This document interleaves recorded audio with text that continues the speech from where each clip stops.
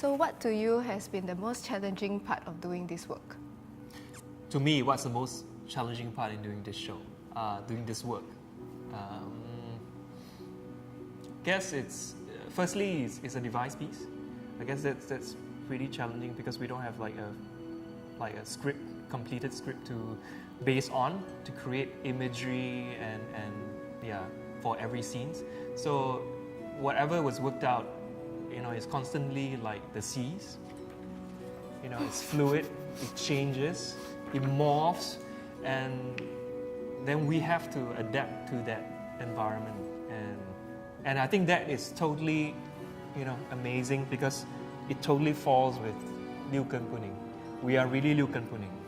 Like, oh, what's going on? Oh, this scene has changed. Oh, the set has added this new thing, and then we need to project something to it. So that is puning. But then again, we are really looking forward to. I came at last to the seas. Finally. Finally, yes. the Ning. Yeah. So I think that's what kept us going and looking forward. Like the unknown is always beautiful in a way. Although scary to some, but it can be so beautiful. And what is the most challenging for you? Exactly what you said. Wow. You see? That's why we work together.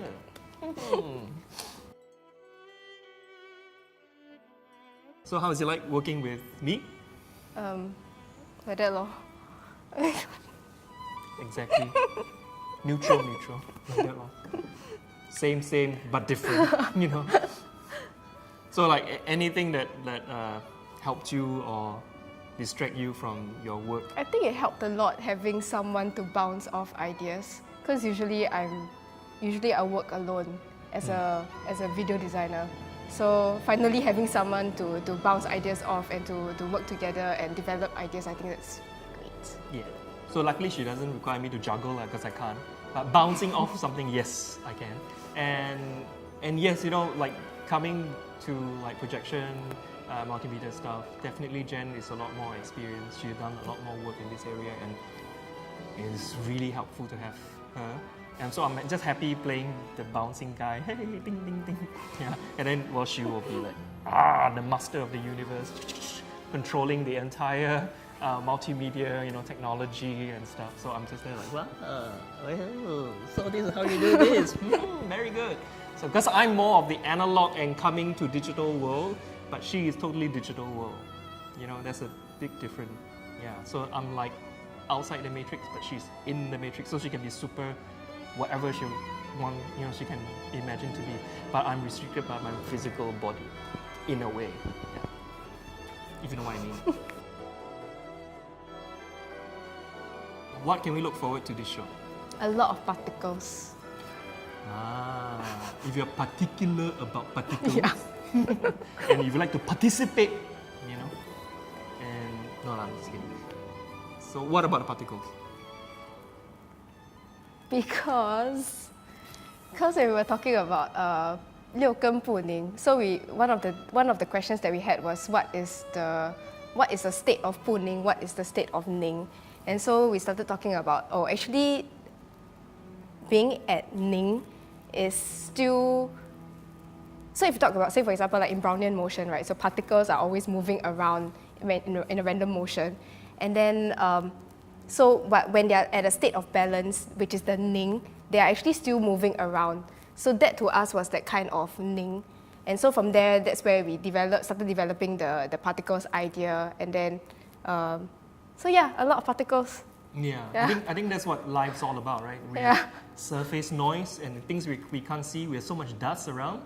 Not just from dead skin and so on, but it's all around us. Sometimes we don't see them. But does that make us puning, and does Ning means that all this thing disappears? But I guess it's just a perception of mine. But I guess if we can achieve a calm state in any state, I think that's the ultimate nirvana, I guess. During this entire process, including rehearsals or meetings that we have, gone through, anything kind of stands out for you that makes it exciting? How we are so lost at the seas all the time. back to the title. Yeah. What stands out for you? I think the design stands out. What stands out for me is, I don't know. I guess it's always the same, even though it's a different process. It's always the same but different. Really, is the unknown. Because we can never anticipate the outcome. We don't know what will come out of it. And I think that is the part that stands out for me, because not knowing, it's both scary but very exciting also. But the process is kind of like reaffirming certain things that we're trying to do. So like working with Jen, and then working with the rest of the designers, the creative team, and then seeing one idea being bounced around everyone, and then everyone takes up a piece of that idea and implement it into their own areas, are very exciting and very fun. Like maybe an idea from us will help shape something in the set, and then something in the set will in return shape something in the movement, and then in multimedias, and in costumes, or in the music and sound. And then you start to see everything coming together. And that's the part I'm excited about, seeing everything coming together. They are so different, yet we're able to see this thing coming together in that sense. It's very exciting, yeah. So I think that comes back to really, 不宁中的宁静, to find that calm in a midst of chaos, that single spark of light in the darkness can be so bright. I guess it's also how collaborative it has been, because we've been going through quite a few workshop processes, and then so right from the very first workshop, the designers have also been actively involved in developing content as well. And then with this show, it has also been every single department is working together at the same time. So it's not like, okay, the actor develops the work first, then after that, then we add on our staff, or lighting comes on later, that kind of thing. So everybody is moving at the same time, and then we're developing the story together all at once. So yeah, I guess that's what's exciting, because it's different from a normal, I just respond to a show. Yeah, and then sometimes when we have certain imagination about a scene initially through discussion in a meeting, and then when we go to the rehearsal and we start to see them devised in a totally different way, but instead of us going like, oh no, that's going to spoil our design, but we go like, yeah, we can keep this and let's try something else. Yeah. So that is exciting. I think that kind of energy is really fun. Yeah. So what about our multimedia design concept? About the dot, the line, and the space, the dimension. 点, 线, 面. So previously we were talking about how from the particles, right? So from particles, how do you form worlds?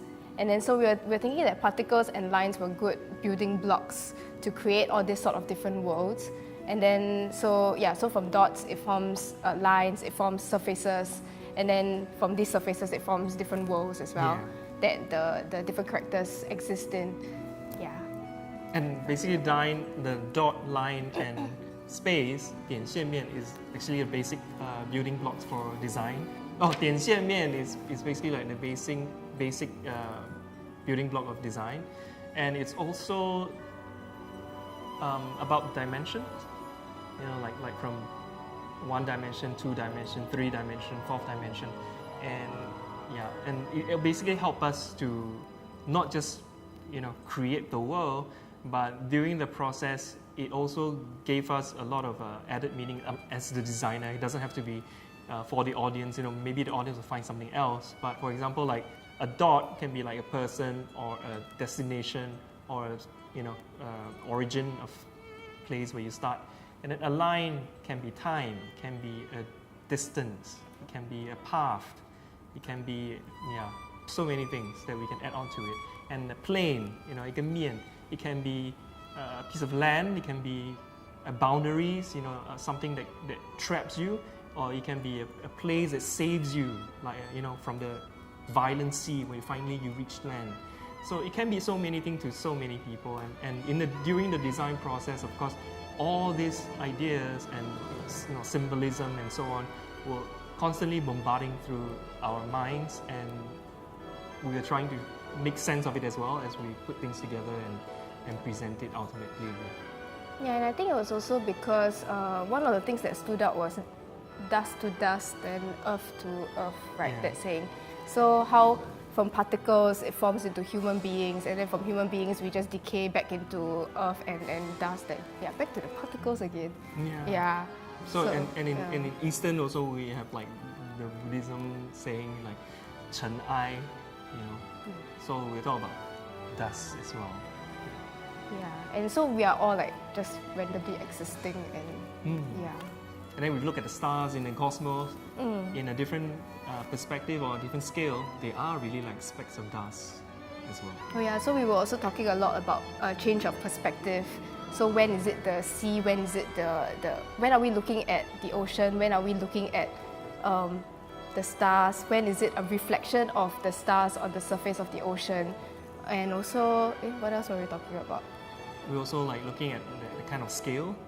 Yeah, macro versus micro. Yeah, so a lot of like, say one moment you are looking at the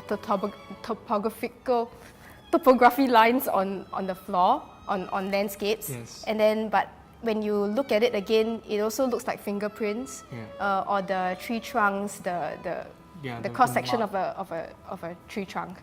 Yeah, so playing with all those ideas. Yeah, or traffic in the city or something. Yeah, and that's traffic in the cities versus star constellations, for example. Yeah. In most cases, when you looked at the Esplanade performance posters, usually they will showcase like faces of the performers or the cars. So that is quite the norm.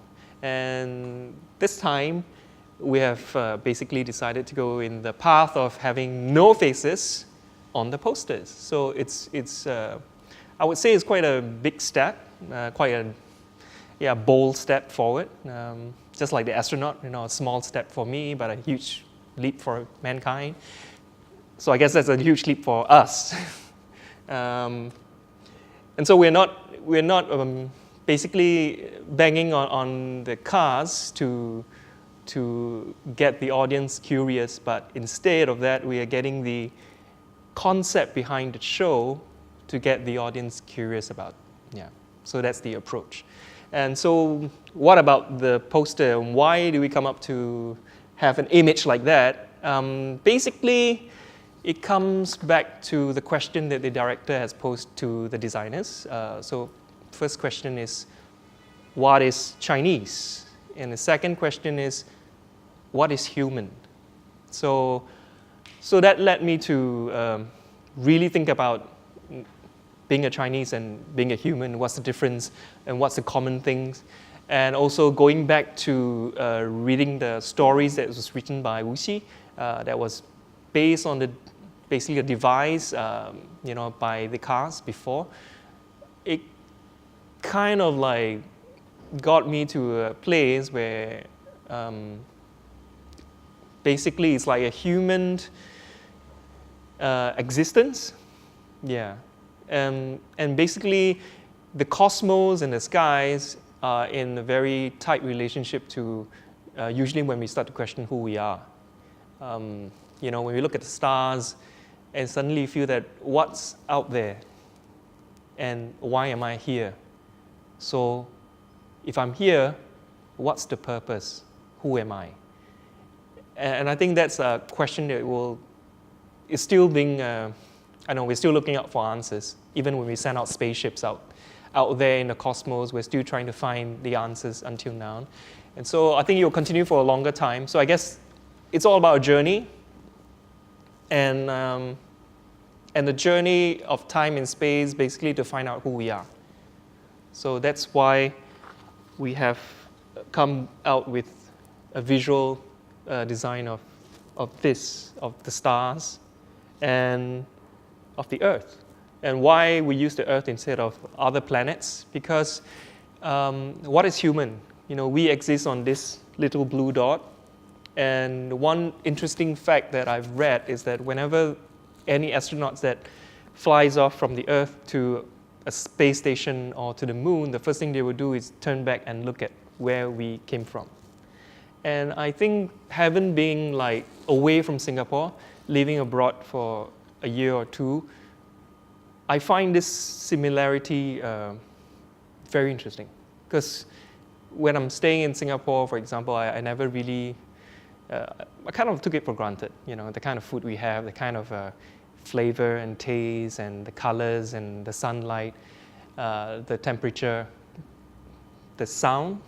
But whenever I leave the country and I stay in another place for a while, like for example in France for a year, I start to be able to find all these things like amplified in me, and then kind of like telling me where I'm from and why I'm like this, why I sound like this compared to people in a different country, the food that I like to eat, and so on. Yeah, and the kind of smell and the light, the lighting condition, staying on the equator and staying on different part of the world, the light change is quite drastic.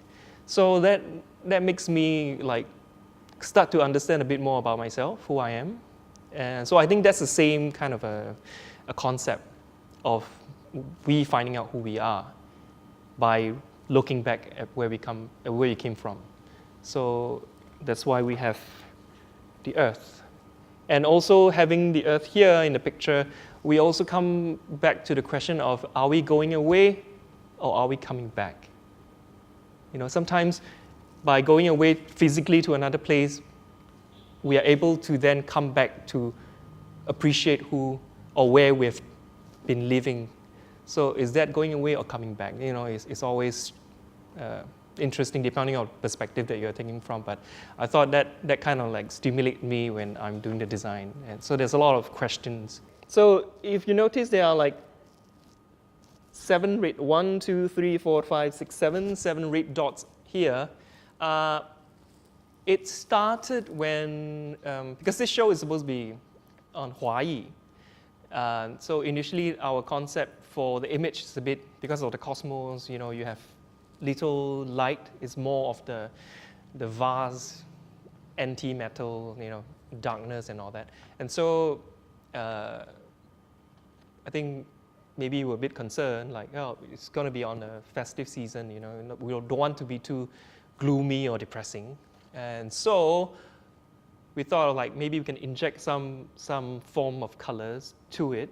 But then I don't want to put in color for the sake of putting in, so we have to find a certain purpose and meaning to it. And then it comes back, you know, tying back to the design concept of the cosmos, of being a journey and finding direction. One important star constellation to humankind is the Big Dipper, 就是北斗七星. You know, it's common in the east and the west, and they use the same constellation to find direction, you know, from the olden time until now. So it's an important constellation for human travels. So I thought that's quite appropriate to have it in the design. And also I can have the dots be in red. So that will kind of like give a bit of lift to the entire image. Yeah.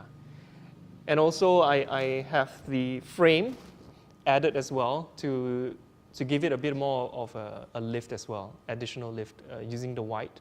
And also, but why the framing? It's also the concept of us always like our frame of mind and how we frame things, you know, in our perspective. So it's just a little concept for myself and for the directors. Yeah, but it's okay if the audience are not aware of these. It's totally fine, because they can find their own interpretation, they can find their own meanings. I think that's much more beautiful than having us, you know, explaining the design. Yeah. Okay, it was originally the moon surface that looks a bit like waves from a distance, but Jianhong, the director, gave a very good suggestion. He said, hey, how about, we have it as a sea, because of the title, I Came at Last to the Sea. So initially I thought, hey, maybe it was a bit too literal, but never mind, let's try. And then of course, because come back to the tying the two titles together, Puning, so we also decided to shift the perspective of the sea to a strange angle. That, hey, we probably never see the sea like this on Earth ever. So we usually only see it this way. Yeah. So this gives us a sense of an uneasiness or a strangeness. But to me, it basically tells of like in our dream, like surrealism. So I think for me, I'm a big fan of surrealism. So that I'm happy to play with this. Because in real life, I find that what is reality really? There are so many strange things that happen around that sometimes we don't understand. Why is there racism? Why is there, like violence and so on? It's quite surreal in a way of what people can do to each other or to a planet. But anyways, so finding out who we are, traveling between time and space, sometimes when we look back at these memories that we have or experience, it can seem quite surreal of the kind of journey that we have already embarked and completed, and then yet there's so much more ahead of us. So I think it's a continuous journey, and that's why the dots and the planet has a huge meaning, because they are round. It's always like a journey that keeps coming around and around. And strangely, in a lot of time in the universe, a lot of things are round. Not just planets or stars, but the way they move in a circular manner. So quite strange. I don't know.